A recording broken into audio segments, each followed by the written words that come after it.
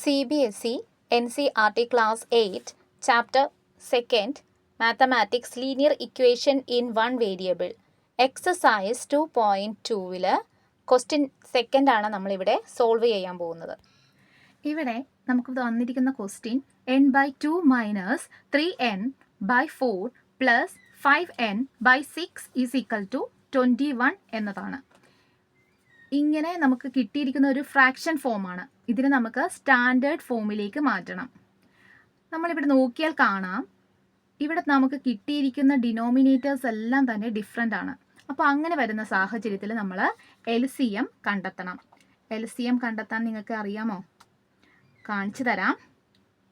ഈ ഡിനോമിനേറ്റേഴ്സ് എല്ലാം നമ്മൾ എഴുതുക. എന്നിട്ട്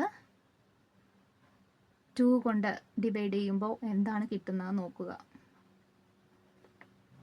വീണ്ടും നമുക്ക് 2 കൊണ്ട് തന്നെ ചെയ്യാം. ഇനി ഇവിടെ 3 ആണല്ലോ, അപ്പോൾ 3 കൊണ്ട് ഡിവൈഡ് ചെയ്യാം. ഇനി LCM. ഇതിനെല്ലാം നമ്മൾ മൾട്ടിപ്ലൈ ചെയ്യാണ് ചെയ്യുന്നത്. 2 ×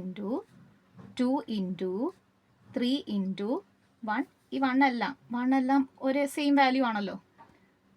2 × 2 4, 4 × 3 12. ഇനി നമുക്കിപ്പോൾ LCM കിട്ടിയല്ലോ 12 എന്ന്. ഈ കിട്ടിയിരിക്കുന്ന ഈ LCM കൊണ്ട് നമ്മൾ each and every terms of ഇക്വേഷൻസിനെ ഇതിൻ്റെ ബോത്ത് സൈഡ്സും നമ്മൾ ഈ 12 കൊണ്ട് മൾട്ടിപ്ലൈ ചെയ്യണം. നമുക്കത് നോക്കാം.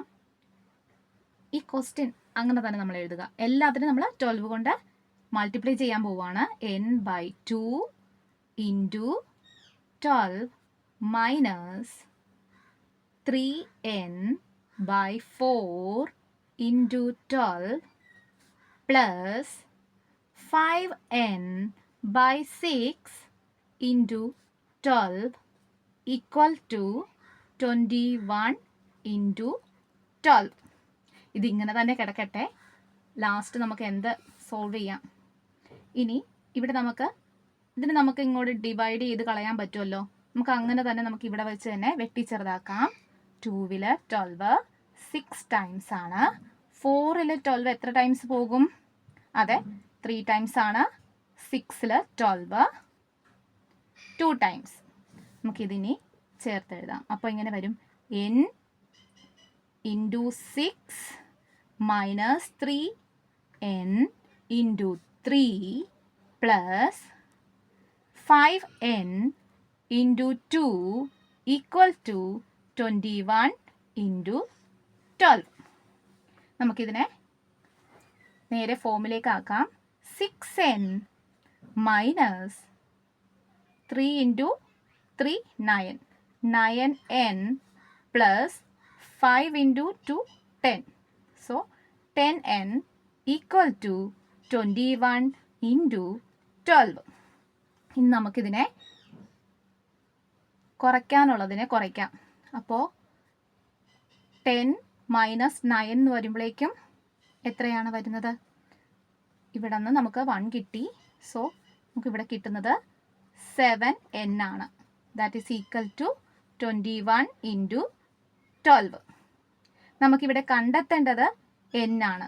So therefore n equal to ഈ 7നെ നമ്മൾ ഈക്വൽ സൈൻ്റെ അപ്പുറത്തെ സൈഡ് കൊണ്ടുപോകുമ്പോൾ, റൈറ്റ് സൈഡ് കൊണ്ടുപോകുമ്പോൾ നേരത്തെ പറഞ്ഞായിരുന്നു അതിനെ ഡിവൈഡ് ആയിട്ട് മാറുമെന്ന്. 21/7 × 12.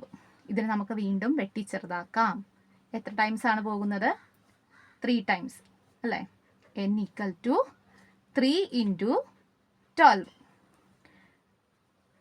Therefore n is equal to ഇത് രണ്ടും കൂടി മൾട്ടിപ്ലൈ ചെയ്യുമ്പോൾ എത്ര കിട്ടും? 6 36. ഇതാണ് നമുക്ക് കിട്ടുന്നത്. നമ്മൾ ഇന്ന് ചെയ്ത പ്രോബ്ലം എല്ലാവർക്കും മനസ്സിലായെന്ന് വിശ്വസിക്കുന്നു. Okay, thank you.